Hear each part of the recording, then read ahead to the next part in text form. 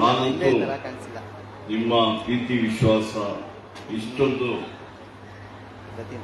ಬೃಹತ್ ಪ್ರಮಾಣದಲ್ಲಿ ನಮ್ಮ ಎಲ್ಲ ನಮ್ಮ ನಾಯಕರುಗಳನ್ನ ನನ್ನ ಸ್ವಾಗತ ಮಾಡೋದಕ್ಕೆ ನಿಮಗೆ ನನ್ನ ವೈಯಕ್ತಿಕವಾಗಿ ಮತ್ತೆ ನಮ್ಮೆಲ್ಲರ ಕಾಂಗ್ರೆಸ್ ಪರವಾಗಿ ಸಮೇತ ನಿಮಗೆ ನಾನು ವಂದನಾ ಮಾಡ್ತೇನೆ.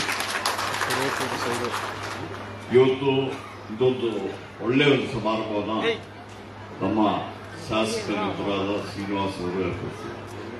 ಬಹುಶಃ ನಾನು ಸಹ ನನಗೂ ಅವರಿಗೂ ಒಂದೇ ಅವ್ರ ವಯಸ್ಸಲ್ಲೇ ನಾನು ಹೊಸದಾಗಿ ನಾನು ವಿಧಾನಸಭಾ ಸದಸ್ಯರಾಗಿ 1985ನೇ ಇಸವಿಯಲ್ಲಿ ಭಾರತೀಯ ನಗರದಿಂದ ಬೆಂಗಳೂರಿಂದ ಆಯ್ಕೆ ಮಾಡಿದ್ರು. ಅವರು ಆಗ ಹುಟ್ಟಿರಲಿಲ್ಲ.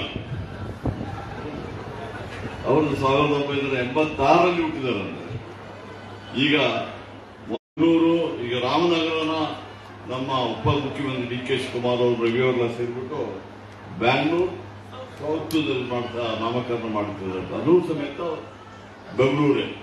ಇವತ್ತು ಇಂಥ ಒಂದು ಜಾಗಕ್ಕೆ, ಇಂಥ ಒಂದು ಕ್ಷೇತ್ರಕ್ಕೆ ಇವತ್ತು ಪ್ರೋತ್ಸಾಹವನ್ನು ಕೊಟ್ಟವರು ಅಂತ ಬಿಟ್ರೆ ಅದು ಇಂದಿರಾ ಗಾಂಧಿ ಅವರಿರ್ಬೋದು, ಸಂಜಯ್ ಗಾಂಧಿ ಅವರಿರ್ಬೋದು, ರಾಜೀವ್ ಗಾಂಧಿ ಅವರಿರ್ಬೋದು, ಸೋನಿಯಾ ಗಾಂಧಿ ಅವರಿರ್ಬೋದು, ರಾಹುಲ್ ಗಾಂಧಿ ಅವರಿರ್ಬೋದು, ಪ್ರಿಯಾಂಕಾ ಗಾಂಧಿ ಅವರಿರ್ಬೋದು, ಅವರೆಲ್ಲ ನಮಗೆ ಸಾಕಷ್ಟು ಬೆಂಬಲವನ್ನು ಕೊಡ್ತಾ ಇದ್ದಾರೆ ಅಂತ ಬಿಟ್ರೆ ಸಾಮಾನ್ಯ ಕಾಂಗ್ರೆಸ್ ಕಾರ್ಯಕರ್ತ.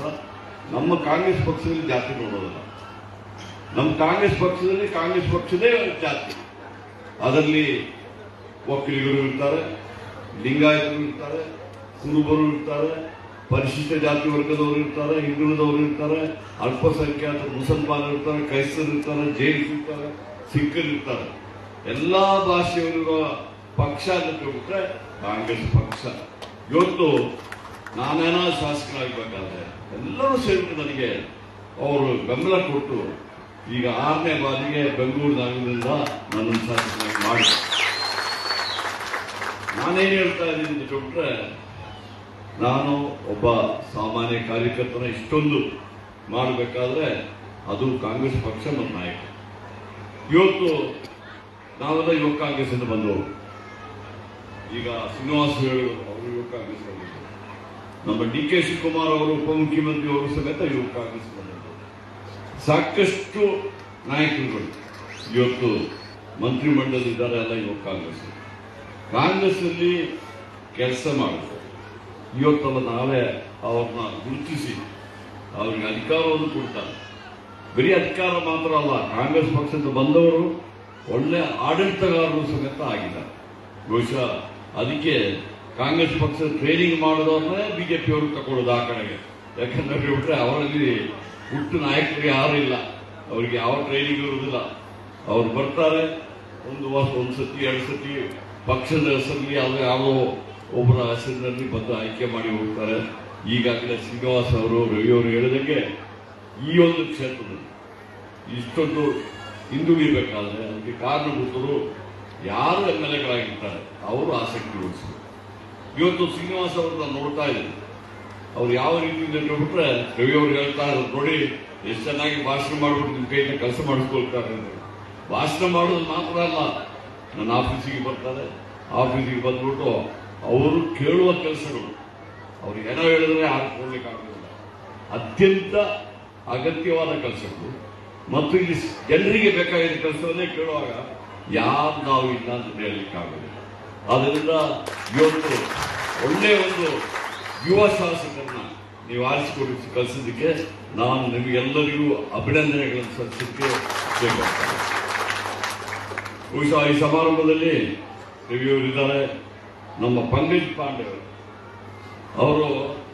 ಅವರಿಬ್ಬರು ನನಗೆ ಇದ್ದಾರೆ. ಒಬ್ಬರು ಗೌರವ್ ಗುಪ್ತಾ, ಅವರು ಡೈರಿಗೆ ಹೋಗಿದ್ದಾರೆ. ಅವರು ಸಮೇತ ಈ ಇರಿಗೇಷನ್ ಡಿಪಾರ್ಟ್ಮೆಂಟ್ನ ಇದು ಅವರು chief secretary, additional chief secretary ಆಗಿದ್ದಾರೆ. ಅವರು ಯಾವುದೋ ಮಿನಿಸ್ಟರ್ಗಳು ಮೀಟಿಂಗ್ ಇದೆ ಅಂತ ಹೋಗಿದ್ದಾರೆ, ಇಲ್ಲಾಂದ್ರೆ ಅವರು ಬರ್ತಾರೆ. ಪಂಕಜ್ ಪಾಂಡೆ ಅವರಿದ್ದಾರೆ.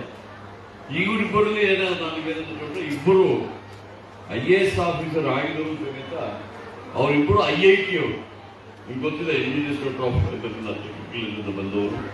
ಅವರಿಗೆಲ್ಲ ಟೆಕ್ನಿಕಲ್ ನೋ ಇದೆ. ಅವ್ರು ಏನೇ ಮಾತಾಡಿದ್ರು ಸಮೇತ ಅದನ್ನು ಬೇಗ ಕಾರ್ಯಗತಗೊಳಿಸುವಂತ ಕೆಲಸ ಮಾಡ್ತಾರೆ. ಅದೇ ರೀತಿಯಲ್ಲಿ ಮತ್ತೊಬ್ಬರು ನಮಗೆ ಶಿವಶಂಕರ್ ಇದ್ದಾರೆ, ಬೆಸ್ಕಾಂ MD ಆಗಿದ್ದಾರೆ, ಅವರು IAS ಆಫೀಸರ್, ಅವರು ಸಮೇತ ಒಳ್ಳೆ ಕೆಲಸಗಳನ್ನು ಮಾಡಿದ್ದಾರೆ. ಅದೇ ರೀತಿಯಲ್ಲಿ ಇವತ್ತು ಮಂಜುನಾಥ್ ಅವರಿದ್ದಾರೆ, ಡೈರೆಕ್ಟರ್ ಇದ್ದಾರೆ, ಎಲ್ಲ ನಮ್ಮ ಇಂಜಿನಿಯರ್ಗಳು. ಬಹುಶಃ ನಾನು ನೋಡ್ತಾ ಇದ್ದೀನಿ, ನನಗಿಂತ ಮೊದಲು ನಮ್ಮ DK ಶಿವಕುಮಾರ್ ಎನರ್ಜಿ ಮಿನಿಸ್ಟರ್ ಆಗಿದ್ದರು, ಅವರು ಸಮೇತ ಒಳ್ಳೆ ಕೆಲಸ ಮಾಡಿದ್ರು. ನಮ್ಮ ಸಿದ್ದರಾಮಯ್ಯವ್ರಿಗೂ ಚೀಫ್ ಮಿನಿಸ್ಟರ್ದು ಒಂದು ಗುಣ ಏನಂತ ಹೇಳ್ಬಿಟ್ರೆ, ಯಾವುದೇ ಒಳ್ಳೆ ಪ್ರಪೋಸಲ್ ತಗೊಂಡು ಹೋದ್ರು ಸಮೇತ ಇಮಿಡಿಯೇಟ್ ಆಗಿ ಹಿಂದೆ ಮುಂದೆ ನೋಡದೆ ಅದಕ್ಕೆಲ್ಲ ದುಡ್ಡು ಸ್ಯಾಂಕ್ಷನ್ ಕೊಡುವಂತ ಕೆಲಸಗಳನ್ನ ಮಾಡ್ತಾರೆ. ಒಂದು ಉದಾಹರಣೆ ಹೇಳ್ಬೇಕಾದ್ರೆ, ನಾನು ಇಂಧನ ಸಚಿವರಾದ ಮೇಲೆ ನಾನು ಹೋಗಿದ್ದೆ ಪಾವಗಡ. ಆ ಪಾವಗಡ ನಾನು ಮತ್ತೆ deputy chief minister DK Shivakumar ಅವರು ಹೋಗಿದ್ವಿ. ಬಹುಶಃ ನಿಮಗೆಲ್ಲರಿಗೂ ಹೇಳ್ತೀನಿ, ಒಂದು ದಿವಸ ನೀವು ಹೋಗಿ ನೋಡ್ಬೋದು. ಅದೊಂದು ಸಮುದ್ರ. ಇವತ್ತು ಸುಮಾರು 10,000 ಎಕರೆಯಲ್ಲಿ ಅಲ್ಲಿ ಆ ಕಾಲದಲ್ಲಿ 2015-16 ಇಸ್ವಿಯಲ್ಲಿ ಏನು ಮಾಡಿದ್ದಾರೆ ಅಂತ ಬಿಟ್ಟರೆ ಸೋಲಾರ್ ಪಾರ್ಕ್ ಮಾಡಿದ್ದಾರೆ. ಅದನ್ನು ನೋಡಿದರೆ ನಮಗೆ ಎಷ್ಟು ಖುಷಿ ಆಗ್ತದೆ ಅಂತ ಹೇಳಿದ್ರೆ, ಅಂತ ಒಂದು ಒಳ್ಳೆ ಕೆಲಸವನ್ನ ಅಂದಿನ ಕಾಲದಲ್ಲಿ ಮಾಡಿದಂಥವರು ನಮ್ಮ DK ಶಿವಕುಮಾರ್ ಅವರು. ಅದಕ್ಕೆ ಸಂಪೂರ್ಣ ಬೆಂಬಲ ಕೊಟ್ಟವರು ನಮ್ಮ ಸಿದ್ದರಾಮಯ್ಯವರು, ನನ್ನ ಚೀಫ್ ಮಿನಿಸ್ಟರ್. ಈಗ ನಾನು ಅಲ್ಲಿ ಹೋದಾಗ, ನಾವಿಬ್ರು ಹೋದಾಗ ಅಲ್ಲಿಯ ರೈತರು ಬಂದು ನಮ್ಗೆ ಏನು ಹೇಳಿದ್ರು ನೋಡಿ, ಆಶ್ಚರ್ಯ ಆಗೋದು ನನಗೆ. ಇನ್ನೊಂದು 10,000 ಎಕರೆ ನಾವು ಕೊಡ್ತೀವಿ, ನೀವು ಇನ್ನೊಂದು 10,000 ಎಕರೆಯಲ್ಲಿ ಸೋಲಾರ್ ಪಾರ್ಕ್ ಮಾಡಿದ್ದೇವೆ. ಈಗಾಗಲೇ ಅದಕ್ಕೆ ಸ್ಯಾಂಕ್ಷನ್ ಕೊಟ್ಟುಬಿಟ್ಟು ಆದಷ್ಟು ಬೇಗ ಇನ್ನೊಂದು 10,000 ಎಕರೆಯಲ್ಲಿ ಸುಮಾರು 2,500 ಮೆಗಾವಾಟ್ ಮಾಡುವಂತ ಕೆಲಸಗಳನ್ನ ಈಗಾಗಲೇ ನಾವು ಪ್ರಾರಂಭ ಮಾಡ್ತಾರೆ. ಇವತ್ತು ನೀವು ಟೈಮ್ಸ್ ಆಫ್ ಇಂಡಿಯಾದಲ್ಲಿ ನೋಡ್ಬೋದು, ಮಧ್ಯಪ್ರದೇಶ ಗವರ್ಮೆಂಟ್ ಅವರು ದೊಡ್ಡ ಅಡ್ವರ್ಟೈಸ್ಮೆಂಟ್ ಹಾಕಿದ್ದಾರೆ, ಪ್ರೈಮ್ ಮಿನಿಸ್ಟರ್ ಫೋಟೋ ಹಾಕಿ. ನಾವು ಯಾವುದೋ ಕಾಲದಲ್ಲಿ ಅದಕ್ಕಿಂತ ಹೆಚ್ಚಾಗಿ ಮಾಡಿದ್ದಾರೆ, ಈಗಲೂ ಮಾಡ್ತಾ ಇದ್ದೀವಿ. ನಾವು ಇಲ್ಲಿ ಯಾವುದು ಅಡ್ವರ್ಟೈಸ್ಮೆಂಟ್ ಮಾಡಿಕೊಂಡು ಕೂಡಲಿಲ್ಲ, ನಾವು ಜನಪರವಾಗಿ ಜನರಿಗೋಸ್ಕರವಾಗಿ ಕೆಲಸ ಮಾಡ್ತಾ ಇದ್ದೇವೆ ಎಂಬ ಮಾತನ್ನು ಹೇಳಿ, ಈ ಒಂದು ಇದರಲ್ಲಿ ನಮ್ಮ ನಗರಸಭಾ ಅಧ್ಯಕ್ಷ ಗಣೇಶ್ ಅವರಿದ್ದಾರೆ. ಎಲ್ಲದಕ್ಕಿಂತ ಮುಖ್ಯವಾಗಿ ಕಾಂಗ್ರೆಸ್ ಪಕ್ಷ, ನಾನು ಹೇಳಿದಿಲ್ಲ, ಕಾಂಗ್ರೆಸ್ ಪಕ್ಷದ ಅಧ್ಯಕ್ಷರು ಗೌಡ್ರು ಇಲ್ಲಿದ್ದಾರೆ, ನೆಲಮಂಗಲ ಯೋಜನಾ ಪತ್ರಿಕಾ ಅಧ್ಯಕ್ಷರಿದ್ದಾರೆ, ಆನಂದ್ ಅವರು ನಗರಸಭಾ ಉಪಾಧ್ಯಕ್ಷರಿದ್ದಾರೆ, ಗಂಗಾಧರ ರಾವ್ ನಗರಸಭಾ ಸದಸ್ಯರಿದ್ದಾರೆ. ಎಲ್ಲ ಹೆಚ್ಚಿನ ನಗರಸಭಾ ಸದಸ್ಯರು ಅಲ್ಲಿ ನಗರಸಭೆ ಮುಂದುಗಡೆ ನನಗೆ ಬರಮಾಡಿಕೊಂಡಿದ್ದರು. ಸ್ಥಳೀಯ ಮುಖಂಡರುಗಳು, ಬ್ಲಾಕ್ ಕಾಂಗ್ರೆಸ್ಸಿನ ಅಧ್ಯಕ್ಷರುಗಳು, ಮಹಿಳಾ ಕಾಂಗ್ರೆಸ್ಸಿನ ಅಧ್ಯಕ್ಷರು, ಯುವ ಕಾಂಗ್ರೆಸ್ಸಿನ ಅಧ್ಯಕ್ಷರು, NSCIನ ಅಧ್ಯಕ್ಷರು, ಪರಿಶಿಷ್ಟ ಜಾತಿ ವರ್ಗದವರು ಅಧ್ಯಕ್ಷರು, ಮತ್ತೆಲ್ಲ ಪದಾಧಿಕಾರಿಗಳು, ಸೇವಾದಳದವರು ಎಲ್ಲರೂ ಇಲ್ಲಿ ಬಂದಿದ್ದೀರ. ಅದಕ್ಕಿಂತೆಲ್ಲ ಮುಖ್ಯವಾಗಿ ನಮ್ಮ ನೆಲಮಂಗಲದ ಎಲ್ಲ ಸಾರ್ವಜನಿಕ ಬಂಧುಗಳು ಸಮೇತ ಬಂದಿದ್ದಾರೆ. ಎಲ್ಲದಕ್ಕಿಂತ ಮುಖ್ಯವಾಗಿ ನಾವು ಮಾಧ್ಯಮದ ಮಿತ್ರರು, ನಾವು ಒಳ್ಳೇದು ಮಾಡಲಿ ಕೆಟ್ಟದ್ದು ಮಾಡಲಿ, ಆಗ ಅವರು ಹೆಚ್ಚಿನ ಪ್ರಚಾರ ಕೊಡ್ತಾರೆ ಮತ್ತೆ ಟೀಕೆ ಮಾಡ್ತಾರೆ. ಅವರು ಟೀಕೆ ಮಾಡಿದಷ್ಟು ನಾವು ಸ್ವಾಗತ ಮಾಡ್ತೀವಿ. ಯಾಕಂದ್ರೆ ಬಿಟ್ರೆ ಅವರು ಟೀಕೆ ಮಾಡಿದ್ರೆ ನಾವು ತಿದ್ದುಕೊಳ್ಳಿಕ್ಕೆ ಅವಕಾಶ ಇದೆ. ನಾವೆಲ್ಲರೂ ನಮ್ಮನ್ನು ಹೊಗಳ್ತಾ ಇದ್ದಾರೆ, ನಾವು ಕೆಲಸ ಮಾಡಲಿಕ್ಕೆ ಕಷ್ಟ ಆಗ್ತದೆ. ಪ್ರಜಾಪ್ರಭುತ್ವದಲ್ಲಿ ಟೀಕೆ ಮಾಡುವವರು ಇರಬೇಕು, ವಿರೋಧ ಪಕ್ಷದವರು ಇರಬೇಕಾಗ್ತದೆ. ಆದ್ರಿಂದ ಈ ಎಲ್ಲ ಸೇರಿಬಿಟ್ಟು ಇವತ್ತು ನಾವು ಈ ಸಮಾರಂಭವನ್ನು ಮಾಡಬೇಕಾದ್ರೆ ಬಹುಶಃ ನಾನು ಸ್ವಲ್ಪ ಈ ಎನರ್ಜಿ ಡಿಪಾರ್ಟ್ಮೆಂಟ್ ಹಿಸ್ಟ್ರಿ ಹೇಳ್ಬೇಕಾಗುತ್ತೆ. 2023ರಲ್ಲಿ ನಾನು ಎನರ್ಜಿ ಮಿನಿಸ್ಟರ್ ಆದಾಗ ನಾನು ಅದಕ್ಕಿಂತ ಮೊದಲು ಬೇರೆ ಬೇರೆ ಪೋರ್ಟ್ಫೋಲಿಯೋ ಮಾಡೋದ್ರ ಸಮೇತ ಈ ಒಂದು ಪೋರ್ಟ್ಫೋಲಿಯೋ ವೆರಿ ಇಂಟ್ರೆಸ್ಟಿಂಗ್ ಪೋರ್ಟ್ಫೋಲಿಯೋ ಇದಂತ. ಯಾಕಂದ್ರೆ ಬಿಟ್ರೆ ಕರೆಂಟ್ ಇದ್ದರೇನೆ ಇವತ್ತು ಆರ್ಥಿಕ ಪರಿಸ್ಥಿತಿ ಇದಾಗುತ್ತೆ. ನಾವು ಬರೋ ಮೊದಲು ಇಲ್ಲಿ ಕರೆಂಟಿನ ಬೇಡಿಕೆನೇ ಇರಲಿಲ್ಲ. ಬಹುಶಃ ಕೋವಿಡ್ ಇರ್ಬೋದು. 2018 ಒಳಗಡೆ ಏನು ನಾವು ಕರೆಂಟಿನ ಉತ್ಪಾದನೆ ಮಾಡಿದೀವಿ, ಅದಾದ ಮೇಲೆ 4 ವರ್ಷ ಏನು ಉತ್ಪಾದನೆ ಆಗಿಲ್ಲ, ಹೆಚ್ಚಳ ಮಾಡಲಿಲ್ಲ. ಬಹುಶಃ ಬೇಡಿಕೆ ಇರಲಿಲ್ಲ, ಅವಶ್ಯಕತೆ ಇರಲಿಲ್ಲ ಕಾರಣ. ಆದ್ರೆ ನಾವು ಅಧಿಕಾರಕ್ಕೆ ಬಂದ ಕೂಡಲೇ ಬೇಡಿಕೆ ಜಾಸ್ತಿ. ಒಂದೇ ತಿಂಗಳಲ್ಲಿ ನಮಗೆ ಪವರ್ ಶಾರ್ಟೇಜ್ ಬಂದರೆ ಕಾರಣ ಏನಂತಂದ್ರೆ ನಮ್ಮ ಥರ್ಮಲ್ ಪ್ಲಾಂಟ್ ಎಲ್ಲ ಮಳೆಗಾಲದಲ್ಲಿ ಕ್ಲೋಸ್ ಮಾಡೋದು. ಮಳೆ ಬರಲಿಲ್ಲ, ಬರಗಾಲ ಬಂತು, ಗಾಳಿ ಇರಲಿಲ್ಲ, ಮಳೆ ಇಲ್ಲದಿದ್ರು ಮೋಡ ಇತ್ತು, ನಮಗೆ ಸೋಲಾರ್ ಉತ್ಪಾದನೆ ಕಡಿಮೆ. ಹಾಗೆ ನಮ್ಮ ಮುಖ್ಯಮಂತ್ರಿಯವರು ನಮ್ಮ ಲೀಡರ್ಗಳೆಲ್ಲ ಎಲ್ಲ ಕಡೆ ಹೋದಾಗ ರೈತರು ಹೇಳಿದ್ರು, ನೋಡಿ ನಮಗೆ ಅನ್ಶೆಡ್ಯೂಲ್ಡ್ ಲೋಡ್ ಶೆಡ್ಡಿಂಗ್ ಆಗ್ತಾ ಇದೆ ನಮ್ಮಪ್ಪ ಮಾಧ್ಯಮದವರು ಸಮೇತ ಹೇಳಿದ್ರು. ಆಗ ಮುಖ್ಯಮಂತ್ರಿಯವರು ಒಂದು ಮೀಟಿಂಗ್ ಕರೆದು ಏನ್ ಪ್ರಾಬ್ಲಮ್ ಅಂತ ನಮ್ಮ ಅಧಿಕಾರಿಗಳನ್ನ ನಮ್ಮನ್ನು ಕೇಳಿದ್ರು. ಸರ್ ಈ ತರ ಇದೆ ನೋಡಿ, ಅನ್ಶೆಡ್ಯೂಲ್ ಮಾಡಬೇಡಿ, ನಿಮಗೆ ಎಷ್ಟು ಗಂಟೆ ಕೊಡ್ಲಿಕ್ಕೆ ಆಗ್ತದೆ ಅಷ್ಟು ಗಂಟೆ ನೀವು ಅನೌನ್ಸ್ ಮಾಡಿ. ಅವರೇನು ಒಂದು ತೀರ್ಮಾನ ತಗೊಂಡು 5 ಗಂಟೆ ಬಿಟ್ಟು ಹೇಳಿದ್ರು.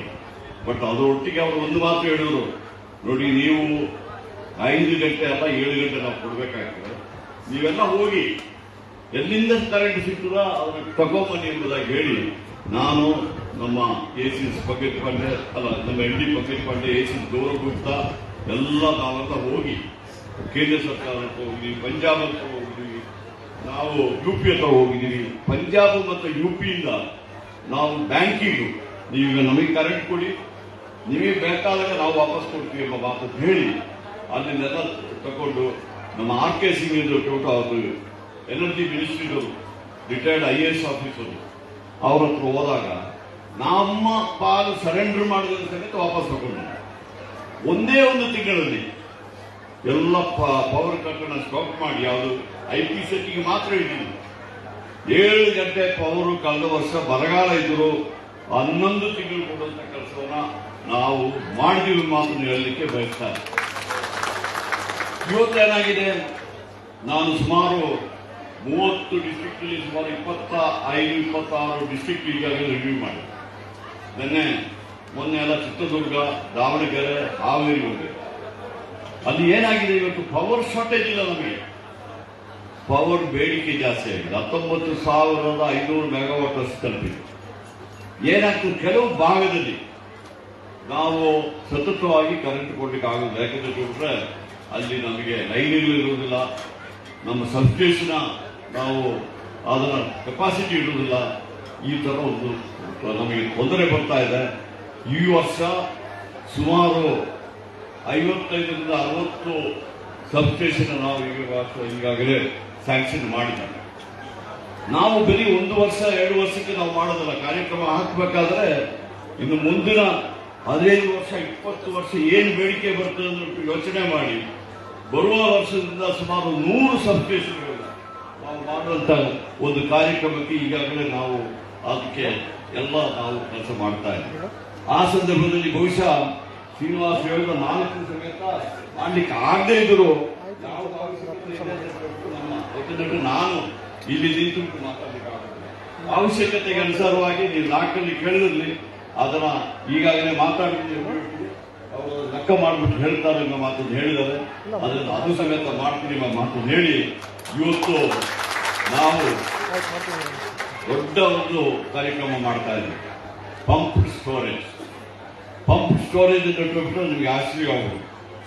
ನಾವು ಎಲೆಕ್ಟ್ರಿಸಿಟಿ ಸ್ಟೋರ್ ಮಾಡೋದು. ನಾನು minister officer we can store the electricity ಅಂತ ನನಗೆ ಆಶ್ಚರ್ಯ ಆಯಿತು. ನಾನು ಬರೀ ಬ್ಯಾಟ್ರಿಯಲ್ಲಿ ಸ್ಟೋರ್ ಮಾಡಬಹುದು ಅಂತ ಕೇಳಿದ್ದೀನಿ. ಇದೇನಪ್ಪ ಹೊಸದನ್ನು ಕೇಳಿದ್ರೆ, ಸರ್ ನಮ್ಮ ಶರಾವತಿಯಿಂದ ನಾವು ಎಲೆಕ್ಟ್ರಿಸಿಟಿ ಮಾಡ್ತೀವಿ, ಆ ನೀರು ಹೊರಗಡೆ ಬರ್ತದೆ, ಅದನ್ನ ಮತ್ತೆ ಅದನ್ನ ಮಾಡಿ ನಾವು ಇನ್ನೊಂದು 2,000 ಮೆಗಾವಾಟ್ ಶರಾವತಿಯಲ್ಲಿ ಹೆಚ್ಚಿಗೆ ಮಾಡಬಹುದು ಅಂತ ಹೇಳಿದ್ರು. ಈಗಾಗಲೇ ನಾವು ಅದಕ್ಕೆಲ್ಲ DPR ಮಾಡಿ ನಮ್ಮ ಚೀಫ್ ಮಿನಿಸ್ಟರ್ KPC ಅಧ್ಯಕ್ಷರಾಗಿದ್ದಾರೆ, ಎಲ್ಲ ಒಪ್ಪಿಗೆ ಕೊಟ್ಟಿದ್ದಾರೆ. ಈಗ ಎನ್ವೈರನ್ಮೆಂಟ್ ಕ್ಲಿಯರೆನ್ಸ್ಗೆ ಹೋಗ್ತಾ ಇದೆ. ಅದೇ ರೀತಿ ವರಾಹಿಯಿಂದ ಅಲ್ಲಿ ಸಮೇತ ಪಂಪ್ ಸ್ಟೋರೇಜ್ ಮಾಡ್ತಾ ಇದ್ದೀವಿ. 2 ಖಾಸಗಿಯವರು, ಒಂದು ಗ್ರೀನ್ಕೋ ಕಂಪನಿಯವರು, ಒಂದು JSW ಕಂಪನಿಯವರು ಸಮೇತ ಪಂಪ್ ಸ್ಟೋರೇಜ್ ಮಾಡ್ತಾರೆ. ಇದರಿಂದ ಏನು ಉಪಕಾರ ಇದಾಗ್ತದೆ, ನಮಗೆ ಪ್ರಯೋಜನ ಆಗ್ತದೆ ಅಂತ ಹೇಳಿದ್ರೆ, ಹಗಲು ಹೊತ್ತು ನಮಗೆ ಬೇಕಾದಷ್ಟು ಸೋಲಾರ್ ಇದೆ. ಸೋಲಾರ್ನ ನಾವು ಸ್ಟೋರ್ ಮಾಡಲಿಕ್ಕೆ ಆಗೋದಿಲ್ಲ, ಹಗಲು ಹೊತ್ತು ಬರ್ತದೆ. ಅದನ್ನ ನಾವು ಹಗಲು ಹೊತ್ತು ಈ ನೀರನ್ನು ಪಂಪ್ ಮಾಡ್ತೀವಿ, ಸೋಲಾರ್ನ ಉಪಯೋಗಿಸಿ.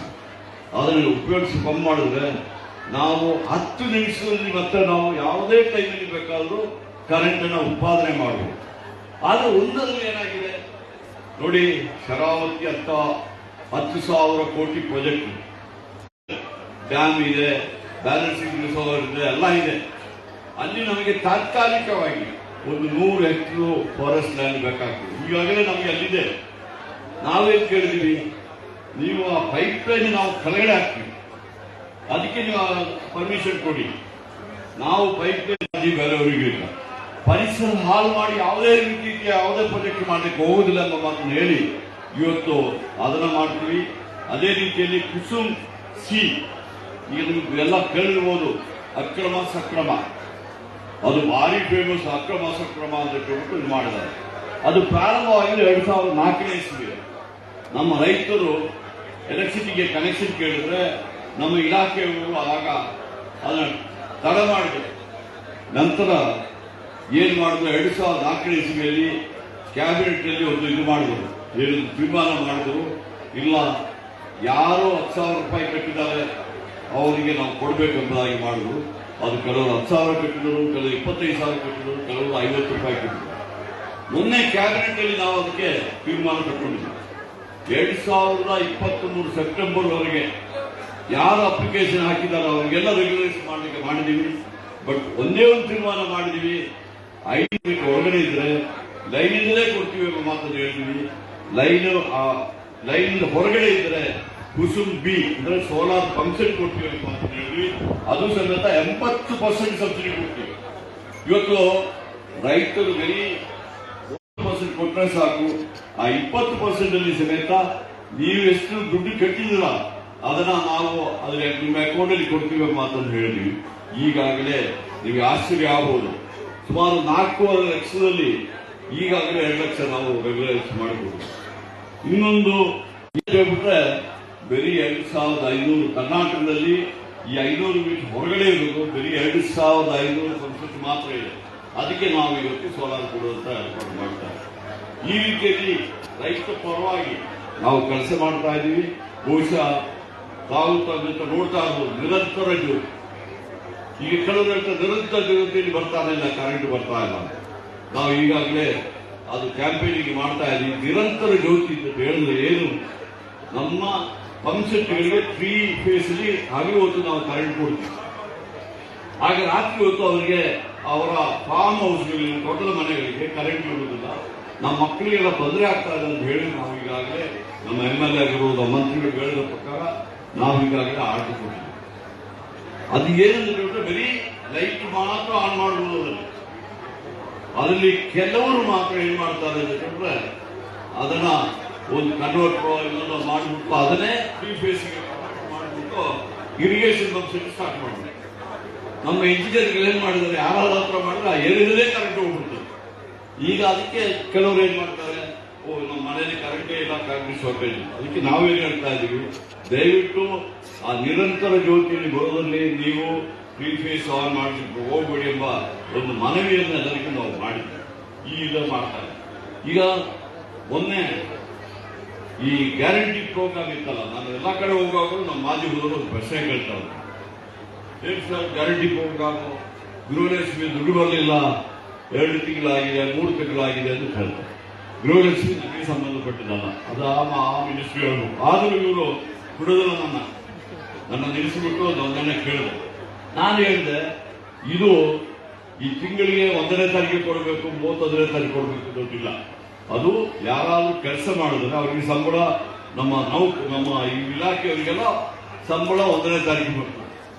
ಇಲ್ಲಿ ನಾವು ಒಂದು 55,000 60 ಸಾವಿರ ಕೋಟಿ ರೂಪಾಯಿ ಕೊಡ್ತಾ ಇದ್ದೀವಿ.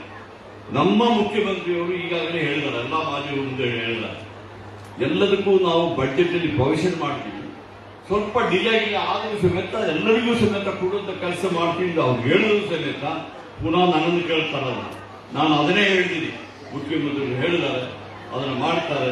ನಿಮಗೆ ಮತ್ತೆ ಹೆಚ್ಚಿಗೆ ಬೇಕಾದ್ರೆ ನೀವು ಸಂಬಂಧಪಟ್ಟ ಮಂತ್ರಿಗಳನ್ನ ಕೇಳಿದ್ದಕ್ಕೆ ಒಬ್ಬರೇ ಇವತ್ತು ಹೆಡ್ಲೈನ್ ಹಾಕಿದ್ದಾರೆ, ಏನು ನಾವು ಸಂಬಳ ಕೊಡ್ತಾರೆ. ದಯವಿಟ್ಟು ಬಾಕಿ ಹೇಳಿದ್ದಾರೆ, ಬದಲಾವಣೆಯಲ್ಲಿ ಓದಿದೆ, ಅದು ಕರೆಕ್ಟ್ ಆಗಿ ಹಾಕಿದ್ದಾರೆ. ಕೆಳಗಡೆ ಹೆಡ್ಲೈನ್ಸ್ ಮಾತ್ರ ಸಂಬಳ ಕೊಡ್ತೀವಿ ಅಂತ ಹೇಳಿ, ಬಾಕಿ ಎಲ್ಲ ನೀವು ಸ್ವಲ್ಪ ಪೂರ್ತಿ ಓದಿದ್ದಾರೆ. ನಾನು ಏನೇ ಹೇಳಿದ್ರೆ ನಿಮಗೆ ಅರ್ಥ ಆಗ್ತದೆ. ನಾನು ಇವತ್ತೊಂದು ಪ್ರಶ್ನೆ ಕೇಳ್ತೀನಿ ನಿಮ್ಮನ್ನು, ಈ ಬಿಜೆಪಿಯವರು ಏನ್ ಮಾಡ್ತಿದ್ದಾರೆ, ಅವರ ಆಂತರಿಕ ಕಲಹ, ಅವರ ಕಲಹ ಇದಕ್ಕೆ ಬಂದಿದೆ, ಬೀದಿಗೆ ಬಂದಿದೆ. ನಮ್ಮವ್ರು ಯಾರಾದ್ರೂ ಒಬ್ಬರು ಒಂದು ಸ್ಟೇಟ್ಮೆಂಟ್ ಕೇಳಿದ್ರೆ ಅದನ್ನೇ ದೊಡ್ಡದು ಮಾಡಿ ಇವತ್ತು ಅವ್ರು ರಾಜ್ಯಾಧ್ಯಕ್ಷರಾಗಲಿ ಇನ್ನೊಬ್ಬರಾಗಲಿ ಈಗ ಓಪನ್ ಆಗಿ ಸ್ಟೇಟ್ಮೆಂಟ್ ಕೊಟ್ಬಿಟ್ಟು ಓಡಾಡ್ತಾರೆ. ಅವ್ರನ್ನ ಏನ್ ತಪ್ಪು ಮಾಡ್ತಿದ್ದಾರೆ, ಅವ್ರ ಕೊಳಕನ ಮುಚ್ಚಲಿಕ್ಕೆ ನಮ್ಮ ಮೇಲೆ ಈ ತರ ಆರೋಪ ಮಾಡ್ತಿರಲ್ಲ ಎಂಬ ಮಾತನ್ನು ಈ ಸಂದರ್ಭದಲ್ಲಿ ಕೇಳಿ ದಯವಿಟ್ಟು ನಾನು ಒಂದು ಮಾತು ಕೇಳ್ತೀನಿ. ನಿರ್ಮಲಾ ಸೀತಾರಾಮನ್ ಅವರು ಯಾವ ರಾಜ್ಯದಿಂದ ರಾಜ್ಯಸಭಾ ಸದಸ್ಯರಾಗಿದ್ದಾರೆ? ಕರ್ನಾಟಕದಿಂದ ಆಗಿದ್ದಾರೆ.